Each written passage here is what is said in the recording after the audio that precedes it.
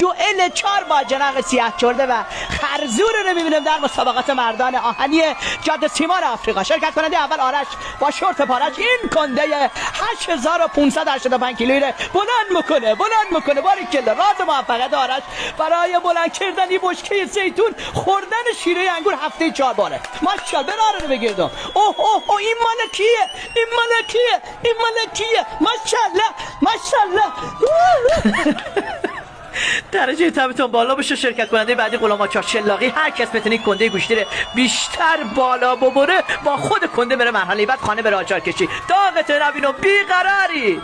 کار هر کس نیست قربان گفتن به این بگم بلند که ماشاءالله غلام چه قریچسی هم بکنه کمر غلام. همکارم از اتاق فرمان میگن ظاهرا موره 8 و 24 کمرش جابجا شده و منصرف بشه و شرکت کننده بعدی 50 ثانیه هم بیشتر فرصت نداره. لقب او مسعود گربه است. مسعود خیلی باید مراقب بشه. 90% کنده پر از چربیه، 10% آب و رطوبت. اگه کنده از دست مسعود بیفته و به بوک قبیله رو گوه برمیداره و مسعود انصراف میده. خدا رو شد وگرنه مسعود زیر کنده به چخ میره. اصراری هم میکنه با این که سرشم سوزونده ولی بازم اصرار داره کنده گوشت برداره. بابا بکن دیگه. برار گفتم سنباد مناطق محروم با شلوال تر کردی نیوجرسی میره تا این خرس گریزی 500 کیلو بلند کنه. ماشاءالله بگردم. اگه دستش بیفته فاجعه رو شما تکرار خواهد شد. اتل متل تو طوله. سنباد ما گوزوره، نه شیر داره نه پستون که پله برده آسمون.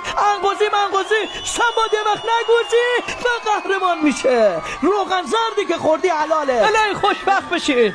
ای جان بدن رو ببین جون بابا. خنبالو نرزون بلا. عاشقتم افتضاح. ماشاءالله سنباد حلالت مبارکت باشه سنباد جان.